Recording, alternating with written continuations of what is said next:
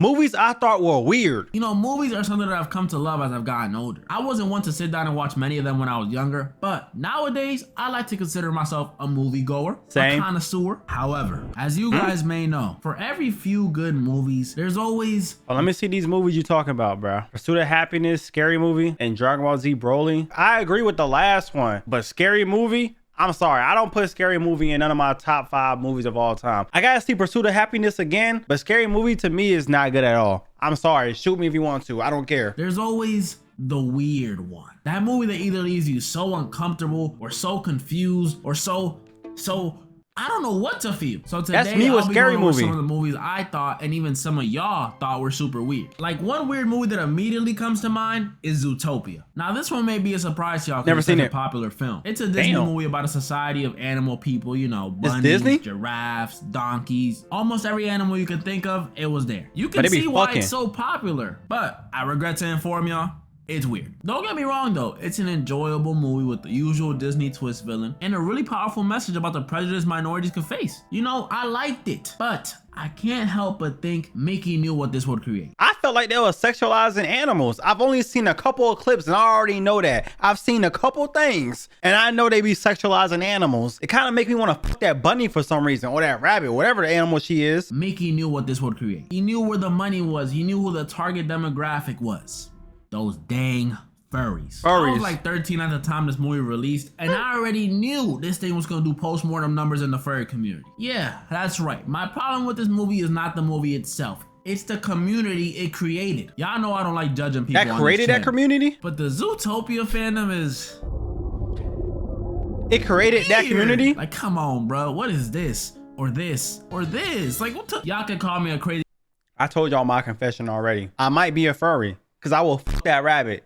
I will fuck that rabbit, you hear me? Y'all can call me a crazy conspiracy theorist, but I know they played into it on purpose. Like they literally have this one scene in the movie where our main characters go to like this yoga place and every animal there has no clothes on. Like they're meant to be naked. I get it's supposed to be funny, haha. Nah, it's not funny. But pause. You know what they doing. Elephant poom poom all up in your face. Like talking about some yoga. What kind of sick cover up is this? This is a Diddy party for animals. Then if you also notice, out of all the animals I mentioned earlier, the bunnies, the giraffe, the donkeys, all those, they're missing one very, very popular animal. That's right. Monkeys. There's no form of monkeys in Zootopia. Oh, ain't no black people. No apes, no chimps, no baboons.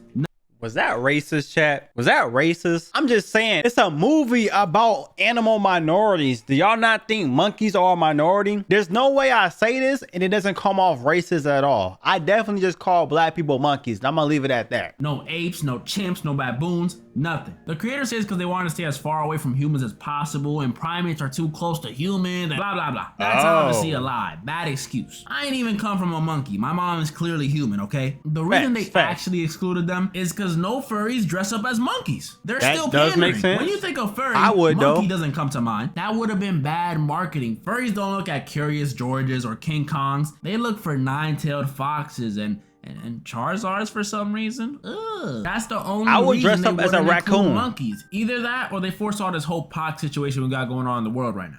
That would low-key be a good reason too. Another movie I found weird was Hoodwinked. You see, this one also has a large animal cast, but it doesn't have a weird fan base like Zootopia. And it's low-key peak. Like the movie is genuinely enjoyable. It's just, it's a huge fever dream. It's more of a what is even going on kind of weird. This movie's a spin on the Little Red Riding Hood story, but instead of it being the classic, oh, Granny got turned into a wolf again. Red Riding Hood is the bad guy in this one? I've seen one movie like that. I don't know what movie it was, but Red Riding Hood was actually the bad guy. Let me know in the comments below if y'all know what movie I'm talking about. And he got turned into a wolf again. It's a whodunit movie. A mystery movie where we go through the perspectives of the entire cast. Little Red, the grandma, the wolf, a lumberjack, and a squirrel to find out who's going around stealing recipes and goodies from around the woods. Now, while the plot of this movie is simple, these characters are all over the place. Little Red now knows karate like she's a part of Cobra Kai or something. The grandma, instead of being a helpless grandma, is like this action movie adrenaline junkie. The big bad wolf isn't bad at all and is voiced by the guy from Emperor's New Groove. The lumberjack isn't a lumberjack, he's an aspiring actor. And the squirrel,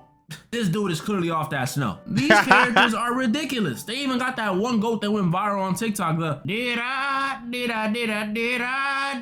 do? Thank you. Another thing for me was this movie's animation, because it's like really bad. Like sometimes it's hilariously bad, but other times it was just scary. This movie also reminded me of how silly the original Red Riding Hood story is, because if you can mistake your grandma for an 180-pound wolf, then that says something about your granny. I'm sorry. Take her to a Brazilian wax place or something, because that's gross. But Red Riding Hood needs some glasses or something. I don't know, man. Hey, I don't know how any of these stories work. How did a wolf blow down some houses? Like, how do we let this happen with 3 little pigs? I don't know, man. Some of these are just dumb. Take her to a Brazilian wax place or something, because that's gross. But those are the more silly animated movies. That's not the ones that are hard to watch. Like a movie like The Human Centipede. I've never seen this. I don't think I have to explain why this was so disturbing. I mean, the title pretty much tells you a crazy scientist wanted to make a human centipede for some reason, so he made a human centipede for some reason. Did it work? If you want to know more about how it works, just watch that South Park episode. I'm not even gonna recommend the movie. Another one of those hard to watch ones is Midsummer. And I'm saying it now. If you're a kid, please avoid this movie. And if you're an adult, definitely avoid this movie. Unless you go through some form of mind strengthening training, just don't watch it. This movie is the definition. You telling me not to watch something makes me want to watch it. I have a problem with authority, and you just told me not to do something. I'm gonna watch it after this video now. This movie is the definition of uncomfortable. It touches upon and shows a bunch of stuff that could get this video the age restriction of death. So YouTube, please chill. This movie's about this girl named Danny and her boyfriend who are not in the happiest of relationships, I'll say. They're a little toxic and the boyfriend might not love her anymore. And after Danny goes through her very own Sasuke Uchiha origin story, it was bad. Her boyfriend and some friends go up to Sweden for this super rare once in a blue moon midsummer festival. When they get there, that's when stuff gets weird. The people in this village are pretty much a cult with these weird practices like euthanizing their elders, making some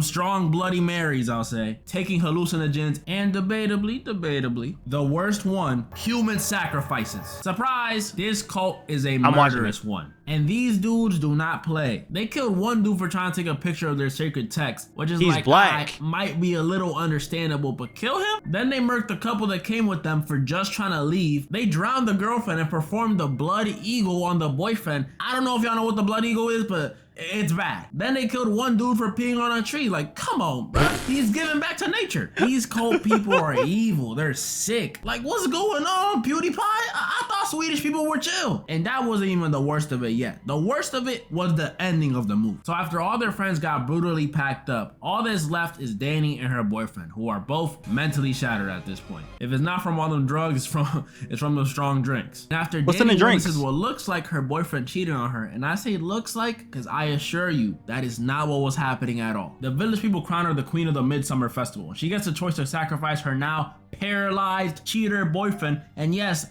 how he get paralyzed? Who did that? Somebody set my boy up. They had to. He don't look like a cheater at all. They did paralyze him, or a random sweet old innocent villager. And obviously, she chooses the boyfriend. No! This scene is just so messed up because it's like, okay, he's not the best person, but if you know the context of what Danny saw happen in that room, this is just a huge misunderstanding. The dude did not cheat on her. It was more like he was being forced to cheat, if you get what I'm saying. Then after Danny's decision, they burn all the sacrifices in this like triangle building. How you forced to cheat? People start screaming and dancing, and Danny smiles, finally feeling content. Content in quotations because she pretty much lost her mind. When you finish this movie, it's just like, what did I just watch? Then you realize this movie was made by the same dude who made Hereditary and The Strange Thing About the Johnsons. It all makes sense. It all makes sense, bro. 2 crazy movies. Hereditary, I will never watch that again in my life, bro. Someone told me not to watch it, just like how you just told me not to watch this movie, Midsummer, whatever you just said. I watched Hereditary and regret it every day. I can't get some of them images out my head, bro. Do not watch Hereditary. Now, I said I had a problem with authority, but y'all gotta listen to me.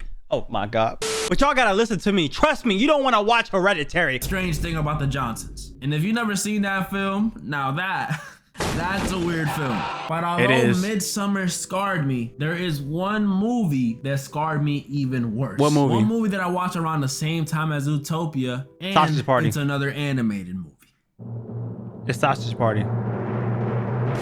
Sausage Party. I'm sure some of y'all remember this one, and if you don't, good. I watched it. Remember, it's about these sentient food and grocery store items who see us humans as gods. Stop it, bro. Even Celtics fans go grocery shopping from time to time, and those are the least godly things on earth. And after a group of them find out what humans really be doing with our food, they start trying to warn the other items. And this movie's like the dark Toy Story for foods, because we really see how messed up stuff looks from their perspective. Like they had this whole scene that looked like Omaha Beach on D-Day with grapes, Oreos, PB&J all getting brutally murked, and it looks super intense and super scary and super sad, when in reality it was just a cleanup on aisle 5. But this movie really did have me feeling bad for my food. Like if I had no my salami and plantains were really going through it like that, then I wouldn't have. No, that's a lie. I'm still eating them. But weirdest of all, this movie had me worried that my salami and plantains might be trying to get freaky deaky with each other. Yes, that's the weirdest part of this movie. It's not what us humans do to our food or the literal evil douche running around. It's all the freaky tension throughout this movie. Like these food items were itching to get one in. And don't get me wrong, it's funny. But that is a scary concept if you ask me. I would hate to have finished doing groceries and the second I walk out my kitchen, these dudes start trying to get their freak on. Like imagine just hearing The Weeknd coming from your fridge and you don't know what's going on. And the movie wasn't subtle about it either. I mean, the title, bruh. Read the title. We literally follow a wiener and a curvy hot dog bun and their goal is to get up inside each other. I'm not pausing that. That's actually their goal. And all this tension builds up and gets released. You see, I'll pause that one. Pause on that. At the very end of the movie where we got the freakiest, most adult, most out-of-pocket food scene in any movie ever. I literally can't show this, so I'm gonna throw up a huge censor bagel or something and break down what happens. But be warned, it's graphic. So first, the wiener and the bun start all over the top shelf in front of everyone. And then out of nowhere, the taco comes in with her leg and basically they had a OG. It was pretty much a Diddy party for foods. That was pretty much all the movies I wanted to go over today. There's a lot more that I thought were weird, like the bee movie. As my boy Ken said, why are you leaving your boyfriend for a bee? Hey man, if y'all want to see more stuff like this, let me know in the comments below. And what is one of the weirdest movies you've seen? Mine would probably be Hereditary.